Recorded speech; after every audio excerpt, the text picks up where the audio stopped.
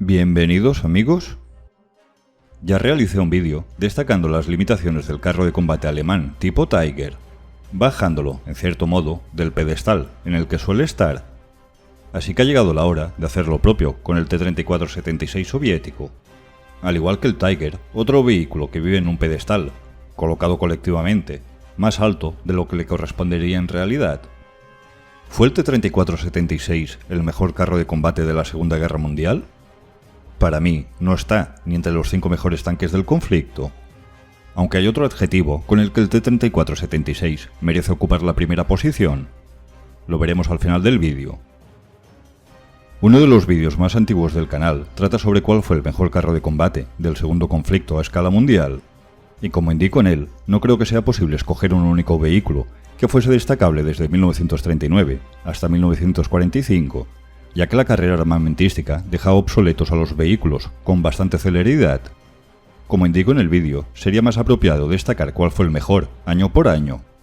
Un Panzer III era más que excelente en 1939, pero en 1945 hacía años que había quedado en una posición muy vulnerable, incluso desfasada. El blindaje frontal inclinado del T-34-76 equivalía a una efectividad de unos 90 milímetros de acero. En 1941, iniciada la Operación Barbarroja, su principal rival blindado era el Panzer III. Los Panzer III de cañón corto podían perforar hasta 53 milímetros, a apenas 100 metros de distancia. El Panzer III de cañón largo no podía perforar 70 milímetros de acero, a 100 metros. El blindaje del T-34-76 fue la mayor y más desagradable sorpresa del ejército alemán. Sus principales carros de combate no podían perforar, de frente, al T-34. El T-34-76, para entonces, en 1941, muy probablemente fue el mejor carro de combate, para ese año. Desde finales de 1941 e inicios de 1942, los Panzer IV empezaron a ser equipados con cañones largos de 75 milímetros, capaces de perforar a los T-34-76 a 1 kilómetro de distancia. El blindaje del T-34-76, una de sus principales virtudes, se volvió vulnerable tras pocos meses de conflicto. Desde inicios de 1942, el blindaje, aunque continuaba siendo de una buena efectividad, no suponía ninguna ventaja insuperable. Y hay que recordar que el T-34-76 tan solo empezó a ser sustituido por el T-34-85 desde 1944. Entre 1942 y 1944, el blindaje del T-34-76 no era nada excepcional. Este aspecto, el de la potencia de fuego, ya lo he destacado en algún que otro vídeo. Ya estaréis hasta cansados de escuchar lo malo que era el cañón del tanque estadounidense, tipo Sherman. Pues si era tan malo, ¿cómo calificamos el cañón de 76 mm soviético? En 1942, el Sherman ya había entrado en combate, y el menos capaz cañón del T-34-76 continuaría combatiendo en 1944, mientras los Sherman estaban en Normandía. Los cañones de 75 y 76 mm de los Sherman siempre fueron ligeramente superiores a los de los T-34-76 y T-34-85, todos ellos en activo en 1944. Si aceptamos la idea de que el cañón del Sherman era malo, automáticamente hay que reconocer que el del T-34 era aún peor. La realidad es que ambos eran más que efectivos para enfrentarse a la mayoría de rivales.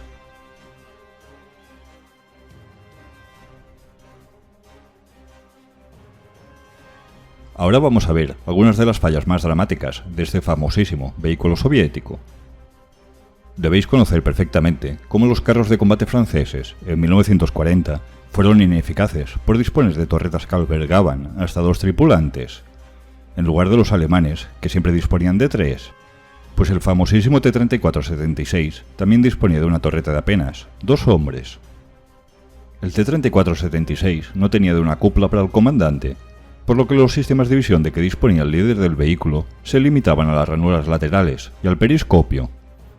Desde el interior del vehículo se podía ver, aproximadamente, estas zonas desde las ranuras laterales de la torreta. Con el periscopio, de recorrido limitado, se podía barrer una zona aproximada como esta. Pero el comandante, en el lado izquierdo de la torreta, tan solo podía ver lo que ocurría en este sector. Tan solo podía ver el lateral delantero izquierdo y podía, manualmente, barrer el frente con el periscopio para observar y saber qué ocurría delante de él. El comandante Más que limitado en la capacidad de disponer de una adecuada conciencia situacional para saber qué ocurría a su alrededor, tenía otras funciones adicionales. El comandante también era el artillero del vehículo. Así que debía buscar objetivos, mover manualmente la torreta y el cañón, calcular las distancias, apuntar y abrir fuego. Tan solo realizando las funciones propias de un tirador, difícilmente tenía tiempo para saber lo que ocurría a su alrededor. Y aunque quisiese saberlo y tuviese tiempo para ello, la visibilidad desde la torreta era más que inadecuada.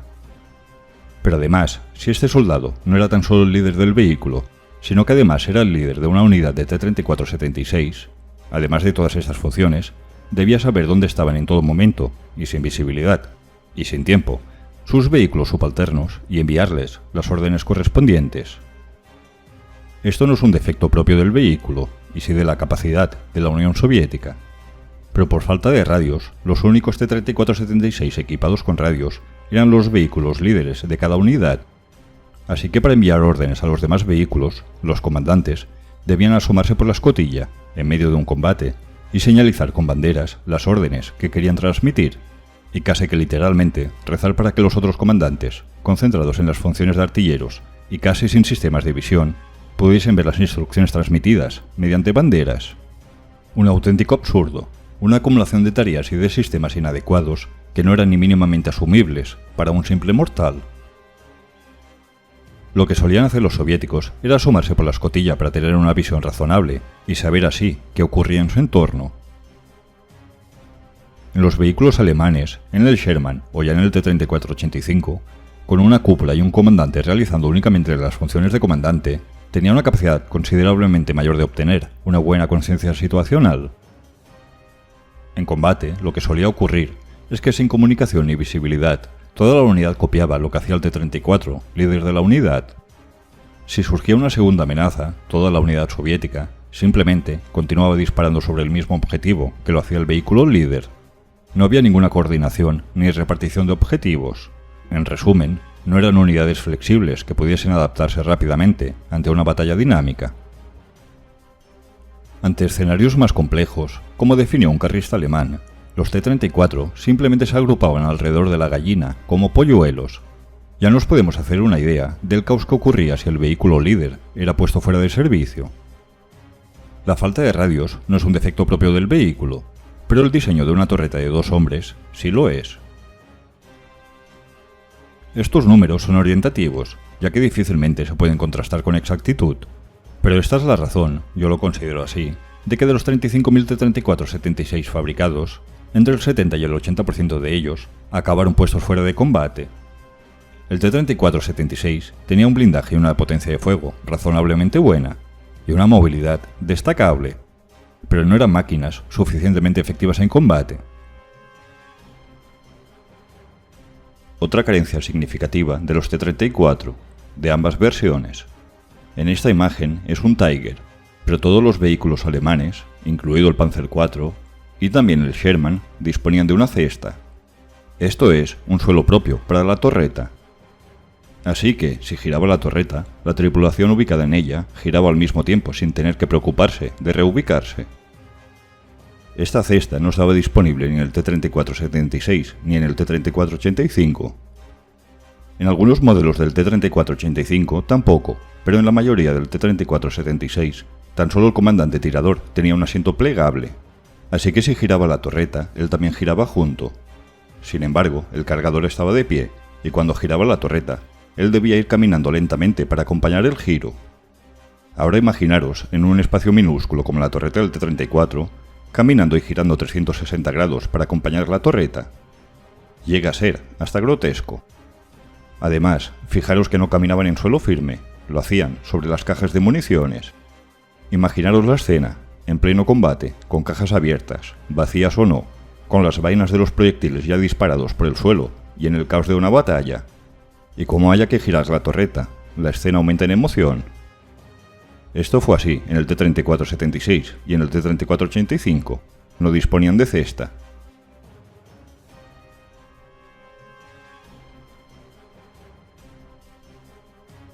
Si nos fijamos en el trinomio básico, que es lo que todos hacemos para tener una primera y rápida impresión sobre un vehículo, Resulta obvio que el T-34-76 se destaca con facilidad, disponiendo de un buen blindaje, de una buena potencia de fuego y de una excelente movilidad.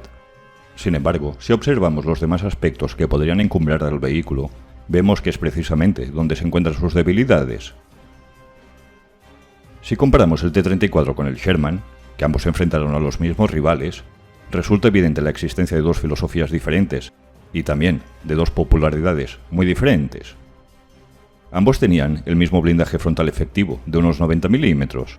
La potencia de fuego, como ya hemos visto, es prácticamente la misma. En movilidad vencería el T-34-76. En ergonomía, torreta de 3 tripulantes, conciencia situacional, etc., el T-34 sale mal parado. Como podemos ver, ni uno era tan malo, ni el otro tan bueno. Por sus respectivas buenas y malas ergonomías, con más espacio y con más y mayores escotillas, un tripulante de un Sherman tenía un 80% de posibilidades de escapar con vida. En un T-34-76 era tan solo de un 15%. El principal motivo por el cual la Unión Soviética apenas disponía de tripulaciones con amplias experiencias en combate, lo que hubiese aumentado su rendimiento. En cuanto a información soviética, es de las más difíciles de encontrar y de contrastar, un sistema dictatorial que duró muchas décadas más. Se suele escuchar que los primeros T-34-76 no eran fiables, pero que se mejoraron poco después. En algunos aspectos, como las ópticas, así fue, pero en general continuaba siendo de baja calidad. En informes soviéticos encontrados tras la caída de la URSS, se expone que en 1942, tan solo el 7% de los T-34-76 estaban libres de defectos importantes. Motor, filtros de aire, la tosca transmisión, el embrague, etc. En junio de 1943, la Unión Soviética escogió aleatoriamente varios carros de combate que salían de producción y los pusieron a prueba en un trayecto de 300 kilómetros. Menos de un 8% completó los 300 kilómetros sin que apareciera una falla mecánica grave. Esto quiere decir que para mediados de 1943, la inmensa mayoría de T-34s necesitaría de una reparación importante antes incluso de que hubiese vaciado su primer depósito de combustible. Tras el fracaso de la conquista de la ciudad de Stalingrado en la contraofensiva soviética, fue la primera vez que los alemanes se enfrentaron a grupos masivos de T-34s. En solo 6 días de combate, las brigadas de tanques soviéticos perdieron 326 de sus 400 T-34. Pero tan solo 66 de estas fueron perdidas en combate. El resto se debió a fallas. 4 veces más bajas por fallas mecánicas que por combate. En el invierno de 1942-1943, y sin tener que recorrer ni un centenar de kilómetros. Los T-34, pese a mejoras, nunca solucionaron bien su falta de fiabilidad mecánica. Se suele escuchar que el T-34 era fácil de producir, y en cierto modo así es, era muy simple. Pero aquí también interviene la capacidad industrial del país.